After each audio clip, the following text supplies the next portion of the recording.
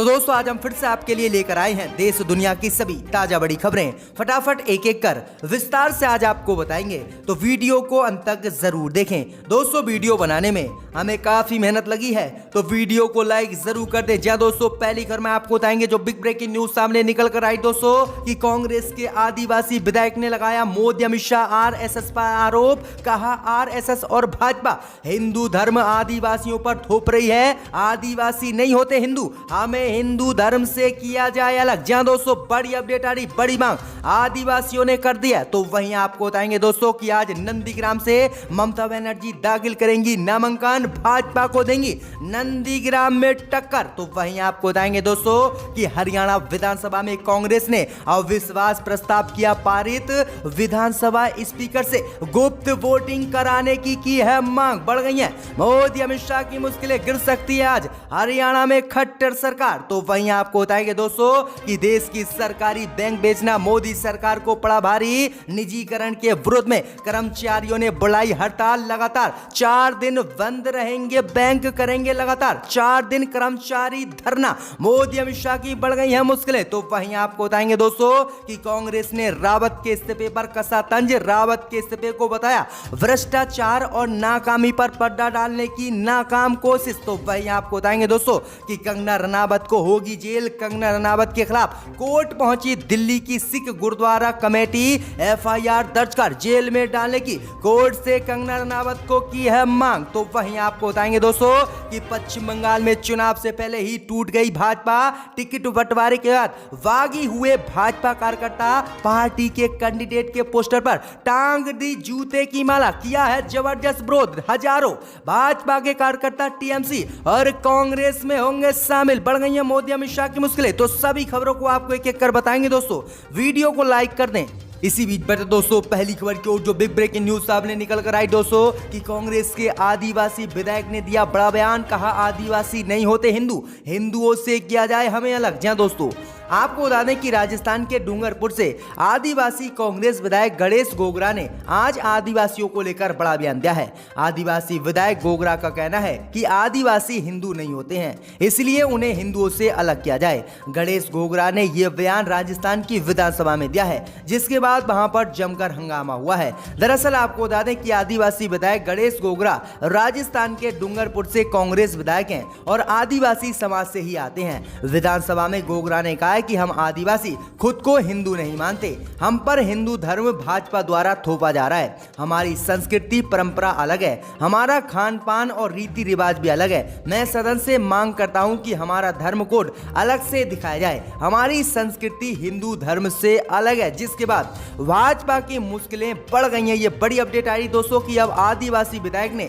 हिंदू धर्म से अलग होने का ऐलान राजस्थान में कर दिया है और भाजपा पर हिंदू धर्म थोपने का आदिवासियों पर आरोप लगाया है, जिसके बाद भाजपा की मुश्किलें बढ़ गई हैं। इसी बीच बढ़ते दोस्तों अगली खबर की ओर तो नंदीग्राम से आज ममता बनर्जी दाखिल करेंगी नामांकन। मोदी अमित शाह के छूटे पसीने। जहां दोस्तों आपको बता दें कि पश्चिम बंगाल विधानसभा चुनाव में नंदीग्राम सीट से ममता बनर्जी आज नामांकन दाखिल करेंगी। वहीं इसी सीट से टीएमसी के बागी शिवेंदु अधिकारी आज रोड शो करेंगे।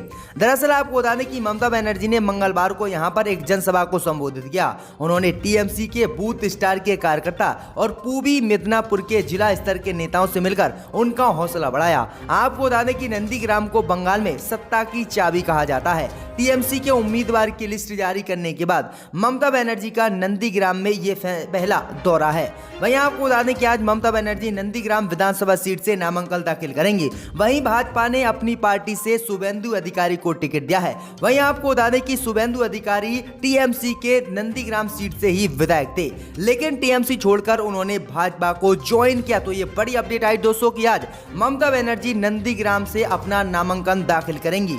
इसी बीच बढ़ते दोस्तों अगली खबर की ओर तो किसान नेताओं ने भाजपा को दी चेतावनी। कहा बंगाल और असम के किसानों से वोट न देने की भाजपा को करेंगे अपील और जाएंगे असम। जहां दोस्तों आपको बता दें कि केंद्र के 3 कृषि कानून के खिलाफ प्रदर्शन की अगुवाई कर रहे संयुक्त किसान मोर्चा ने कहा है कि वह पश्चिम बंगाल और असम में एक टीम भेजेगा जो इन दोनों राज्य में होने वाले चुनावों में लोगों से किसान विरोधी भाजपा को वोट न देने की अपील करेंगे। दरअसल आपको बता दें कि किसान नेता दरअसल रतन पाल ने एक बयान में कहा है कि ये यात्रा 3 दिवस की होगी, जो 12 मार्च से शुरू होगी और 12 मार्च से पश्चिम बंगाल सहित असम में किसानों की 5-5 टीमें वहां पर जाकर प्रचार करेंगी और भाजपा के खिलाफ वोट ना देने की किसानों से अपील करेंगी। दरअसल आपको बता दें कि किसान नेता लगातार मोदी सरकार पर कृषि कानून को लेकर हमलावर हैं और किसान लगातार महापंचायत पूरे देश में कर रहे हैं और मोदी सरकार के खिलाफ वोट करने की किसान और देश की जनता से अपील कर रहे हैं। तो ये बड़ी अपडेट आ रही दोस्तों कि किसान पश्चिम बंगाल के बाद अब असम में भी भाजपा के खिलाफ मोर्चा खोलेंगे और किसानों से भाजपा को ना वोट देने की अपील करेंगे। वहीं किसान 12 मार्च से असम और पश्चिम बंगाल में महासभाओं को संबोधित करेंगे। तो ये बड़ी अपडेट आ रही दोस्तों। इसी बीच बटे दोस्तों अगली खबर की ओर, तो सरकारी बैंक बेचना मोदी सरकार को पड़ा भारी। निजीकरण के विरोध में सरकारी कर्मचारियों ने बुलाई हड़ताल, 4 दिन बंद रहेंगे देश के बैंक। जी दोस्तों, आपको बता दें कि देश की वित्त मंत्री निर्मला सीतारमण ने बजट में आईडीबीआई के अलावा 2 और सरकारी बैंकों का बेचने का ऐलान किया। ऐसे में इन बैंकों के कर्मचारी सरकार के इस फैसले से खुश नहीं हैं और इन लोगों ने सरकार के फैसले का विरोध करते हुए 2 दिन की हड़ताल पर जाने का ऐलान किया है, जिसके बाद मोदी अमित शाह की मुश्किलें बढ़ गई हैं। ऐसे में अब आम लोगों से इससे बड़ी परेशानी का सामना करना पड़ सकता है। अगर आपको भी अगले कुछ दिनों में बैंकों में कुछ काम है तो उसे जल्द से कर लीजिएगा, क्योंकि अगले हफ्ते बैंक लगातार 4 दिन बंद रहेंगे। वहीं आपको बता दें कि मोदी सरकार ने पिछले साल 9 बैंकों को बेच दिया था और इन्हें निजीकरण कर दिया था। इसी को लेकर अब 2 बैंकों को और मोदी सरकार बेचने जा रही है और इसी का विरोध करते हुए कर्मचारियों ने पूरे देश में हड़ताल बुलाई है और 4 दिन तक हड़ताल करने का ऐलान किया है और 4 दिन तक बैंक देश के बंद रहेंगे। तो ये बड़ी अपडेट आई दोस्तों कि मोदी सरकार के खिलाफ अब कर्मचारी समाज भी मोदी सरकार के विपक्ष में खड़ा हो गया है। तो ये बड़ी अपडेट आ रही दोस्तों। इसी बीच बटे दोस्तों अगली खबर की ओर, तो कंगना रनावत की बड़ी मुश्किलें। कंगना रनावत के खिलाफ कोर्ट पहुंची सिख गुरुद्वारा प्रबंधन कमेटी। एफआईआर दर्ज कर कंगना रनावत को जेल में डालने की है मांग। बढ़ गई है कंगना की मुश्किलें। जी दोस्तों, आपको बता दें कि बॉलीवुड एक्ट्रेस कंगना रनावत अपनी फिल्मों से ज्यादा खुद से जुड़े विवादों और बयानबाजी के लिए चर्चा में रहती हैं। किसान आंदोलन पर कंगना के विवादित ट्वीट और बयानबाजी उनका पीछा नहीं छोड़ रही है। कई शिकायतों और एफआईआर होने के बाद दिल्ली की सिख गुरुद्वारा प्रबंधन कमेटी कंगना के खिलाफ कोर्ट पहुंच गई है और किसान आंदोलन पर किए गए विवादित बयानों के लिए उन पर एफआईआर दर्ज करने की मांग की है। दरअसल आपको बता दें कि दिल्ली सिख गुरुद्वारा प्रबंधन कमेटी ने पटियाला हाउस कोर्ट में एक याचिका दाखिल करते हुए कंगना रनावत पर एफआईआर दर्ज किए जाने की मांग की है। याचिका में कहा गया है कि कंगना ने किसान आंदोलन पर टिप्पणी करते हुए किसानों को आतंकवादी तक कह दिया था। याचिका में कहा गया है कि कंगना के इस विवादित बयान से किसान, खासकर सिख किसानों का अपमान हुआ और उनकी छवि को नुकसान पहुंचा गया है। इसीलिए कंगना रनावत पर कोर्ट मुकदमा दर्ज करे और कंगना रनावत को जेल में डाले। तो ये बड़ी अपडेट आई दोस्तों कि कंगना रनावत के खिलाफ कोर्ट पहुंच गए हैं सिख किसान। अब मोदी अमित शाह की भी मुश्किलें किसानों ने बढ़ा दी हैं। इसी बीच बटे दोस्तों अगली खबर की ओर, तो पश्चिम बंगाल में चुनाव से पहले ही टिकट बंटवारे के बाद बागी हुए भाजपा कार्यकर्ता पार्टी के कैंडिडेट के पोस्टर पर टांग दी जूतों की माला। बढ़ गई है भाजपा की मुश्किलें। जी दोस्तों, आपको बता दें कि पश्चिम बंगाल में विधानसभा चुनाव बीजेपी द्वारा टिकट की घोषणा के बाद से ही राज्य के कई इलाकों में पार्टी के कार्यकर्ता भाजपा के ही विरोध में उतर आए हैं। पार्टी के कार्यकर्ता हाईकमान के फैसले के खिलाफ लगातार मुखर होकर विरोध प्रदर्शन अपनी पार्टी के खिलाफ ही कर रहे हैं। ताजा मामला पश्चिम बंगाल मेदिनीपुर की दासपुर विधानसभा सीट से जुड़ा हुआ है। पश्चिमी मेदिनीपुर की दासपुर विधानसभा सीट से भाजपा ने प्रशांत बोरा को प्रत्याशी बनाया। उक्त क्षेत्र में उनके खिलाफ माहौल देखा जा रहा है। दासपुर के कुछ इलाकों में लोग को प्रशांत बोरा पसंद नहीं है। स्थानीय लोग यहां से कोई और लोकल चेहरा चाहते हैं। स्थानीय भाजपा कार्यकर्ताओं ने श्री बोरा की फोटो में जूतों की माला टांगकर विरोध प्रदर्शन किया है।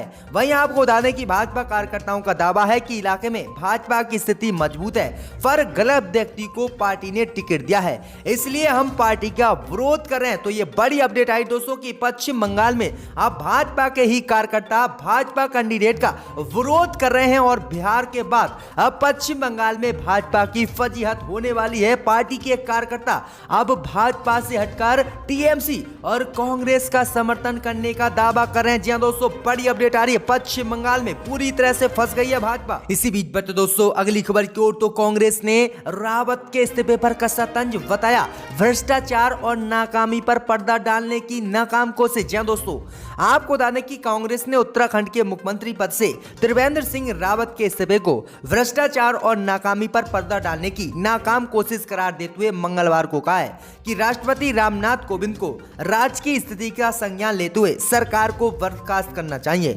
पार्टी के उत्तराखंड प्रभारी देवेंद्र यादव ने दावा भी किया है कि इस इस्तीफे से भाजपा ने स्वीकार कर लिया है कि पिछले 4 सालों में उत्तराखंड में सिर्फ भ्रष्टाचार हुआ। आगे कांग्रेस ने कहा है कि मैं सहमत हूं कि त्रिवेंद्र सिंह रावत का इस्तीफा 4 साल से चल रहे भ्रष्टाचार और नाकामियों पर पर्दा डालने की नाकाम कोशिश भाजपा की तरफ से की गई है।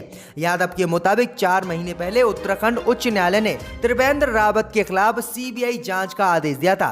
उस सरकार ने उच्चतम न्यायालय में जाकर इस आदेश पर स्थगन लेने की कोशिश की और अब मुख्यमंत्री के इस्तीफे से सारे घोटाले सामने आ गए हैं। तो ये बड़ी अपडेट आई दोस्तों कि कांग्रेस ने यह बड़ा आरोप भाजपा पर उत्तराखंड में लगाया है। इसी बीच बट दोस्तों अगली खबर की ओर, तो हरियाणा विधानसभा में कांग्रेस ने अविश्वास प्रस्ताव को किया पारित, गुप्त वोटिंग कराने की विधानसभा स्पीकर से की है मांग। जहां दोस्तों आपको बता दें कि हरियाणा विधानसभा में आज भाजपा जजपा सरकार के खिलाफ कांग्रेस की तरफ से लाए गए अविश्वास प्रस्ताव पर बहस हो रही है। सदन में प्रस्ताव रखने के बाद स्पीकर ज्ञान चंद्र गुप्ता ने कांग्रेस के भूपेंद्र सिंह हुड्डा से इसे पढ़ने के लिए कहा।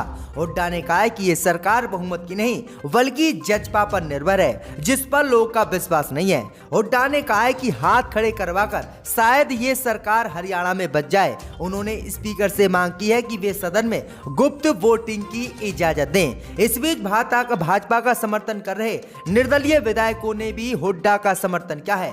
वहीं आपको बता दें कि आगे भाजपा और जजपा के विधायकों ने भी कहा है कि हमारे खिलाफ पूरे प्रदेश में किसानों पर गुस्सा है और किसान हमें गांव में नहीं घुसने दे रहे हैं। इसलिए हम चाहते हैं कि 15-20 दिन में किसानों का मसला सुलझ जाए, नहीं तो हरियाणा में सरकार भाजपा की गिनना तय है और हम अपना समर्थन जजपा से वापस ले लेंगे। तो ये बड़ी अपडेट आई दोस्तों कि विधानसभा में अब देखते हैं वोटिंग में किसकी सरकार बनती है। क्या हरियाणा में भाजपा सरकार आज गिर जाएगी? इसी बीच बट दोस्तों अगली खबर की ओर, तो राकेश टिकैत ने मोदी अमित शाह को दी चेतावनी, कहा डंडे से नहीं खत्म होगा किसानों का आंदोलन, संसद के अंदर बैठे हैं व्यापारी वही खरीदेंगे फसल। जी दोस्तों आपको बता दें कि दिल्ली की सीमाओं पर किसान आंदोलन को 100 दिन पूरे हो चुके हैं और पिछले 7 नवंबर में शुरू हुआ आंदोलन मार्च में भी जारी है। किसान आंदोलन का नेतृत्व कर रहे कि संयुक्त किसान मोर्चा के नेताओं की सरकार के साथ आखिरी बातचीत 22 जनवरी को हुई थी। किसान नेता आंदोलन को तेज करते हुए देशव्यापी बनाने में लगे हैं और अलग अलग राज्यों में रैलियां कर रहे हैं। वहीं आपको बता दें कि द वायर से बातचीत करते हुए भारतीय किसान नेता राकेश टिकैत ने कहा है कि ये आंदोलन शांतिपूर्ण तरीके से धीरे धीरे चलता रहेगा। टिकैत ने कहा है कि पूरे देश में बड़ी बड़ी पंचायतें होती रहेंगी, धरने और मीटिंग स्थल पर बैठकें चलती रहेंगी। सरकार से बातचीत पर टिकैत ने कहा है कि जब सरकार को जरूरत होगी तब सरकार किसानों से बात करेगी, हमें तो जरूरत नहीं है, ना ही हमारे कहने से सरकार बात करेगी। तीनों बिल वापस लेने और एमएसपी पर कानून बनाने के लिए सरकार तैयार हो तो बात कर लेंगे, नहीं तो ऐसे ही चलता रहेगा। तो ये बड़ी अपडेट आ रही है। वहीं आपको बता दें कि किसान नेता राकेश टिकैत ने कहा है कि ये आंदोलन विचार से शुरू हुआ, ऐसे खत्म नहीं होगा, ना डंडे से ना गोली से। वहीं आपको बता दें कि आगे उन्होंने कहा है कि जब तक तीनों कृषि कानून मोदी सरकार वापस नहीं लेगी तब तक आंदोलन जारी रहेगा। इसी बीच बट दोस्तों अगली खबर की ओर, तो तीरथ सिंह रावत होंगे उत्तराखंड के नए मुख्यमंत्री। आज शाम 4 बजे लेंगे शपथ। जहां दोस्तों आपको बता दें कि तीरथ सिंह रावत को उत्तराखंड के नए मुख्यमंत्री होंगे। आज रात शाम 4 बजे उत्तराखंड के मुख्यमंत्री पद की वह शपथ लेंगे। आपको बता दें कि त्रिवेंद्र सिंह रावत कल राज्य के मुख्यमंत्री पद से इस्तीफा दिया था। बीजेपी के कई विधायक और कुछ मंत्रियों की नाराजगी की वजह से उन्हें बीते दिनों दिल्ली तलब किया गया था। आज सुबह विधायक दल की बैठक के बाद तीरथ सिंह रावत को मुख्यमंत्री पद के लिए विधायक दल का नेता चुना गया है। तीरथ सिंह रावत के पास करीब 1 साल का समय है, जिसमें उन्हें न केवल त्रिवेंद्र सिंह रावत के इस्तीफे के बाद भाजपा की बिगड़ती छवि को सुधारने की जिम्मेदारी होगी, बल्कि 2022 के चुनाव में पार्टी को दोबारा सत्ता में लाने की भी अहम जिम्मेदारी होगी। तो ये बड़ी अपडेट आई दोस्तों कि उत्तराखंड के नए मुख्यमंत्री तीरथ सिंह रावत होंगे। पर सस्पेंड किया गया है, इनकी मुअत्तली को वापस लिया जाए।